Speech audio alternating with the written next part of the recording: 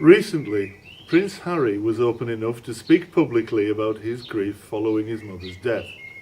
He described the process of locking his feelings away as he and his brother battled to present a dignified facade in the face of press intrusion and monarchic expectation.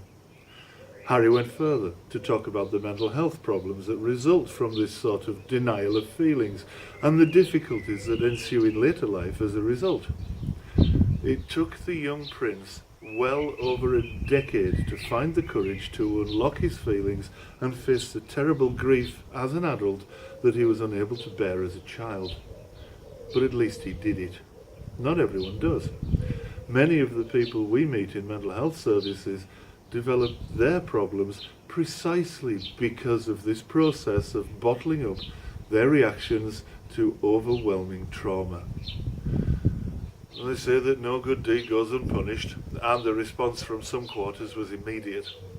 Instead of listening to the prince's message and the illustration that anyone can experience mental health problems, instead of acknowledging the powerful role of trauma in the life of a child and the immense strength of character needed to overcome issues of anger, abandonment and loss, instead of appreciating the fact that such a high-status individual had found the courage to display such an ordinary human weakness, people focused upon the social differences instead of the common humanity that binds us all. I'm no fan of the institution of monarchy. I've long believed that monarchy is an expensive and inherently unfair vestige of medieval paranoia. I've always advocated for a British Republic, and I can't imagine I'll ever change my mind. But my thoughts about the institution of monarchy and the abusive nature of aristocratic privilege are irrelevant in this context. We don't have to agree with Harry on every point to appreciate his courage and his message. Mental disorder, especially trauma-based disorder, is no respecter of persons. Those who dismiss Prince Harry's suffering because he's wealthy and privileged are missing the point completely. He may be a royal, but he's a human being first. And human beings are vulnerable to mental health problems regardless of social status, wealth or privilege. If you think Harry's wealth protects him from the effects of trauma, I have a question for you. Where do you draw the line?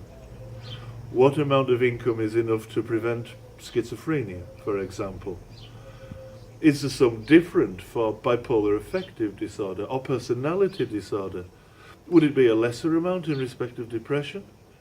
Is it possible to develop OCD if you have a minimum wage job, or do you need actually to be unemployed for that to happen? Come on, folks, get a grip. You don't have to like the institution of royalty to accept that Prince Harry has said something worth saying and basically very positive. For the countless sufferers of childhood trauma who may now only find the courage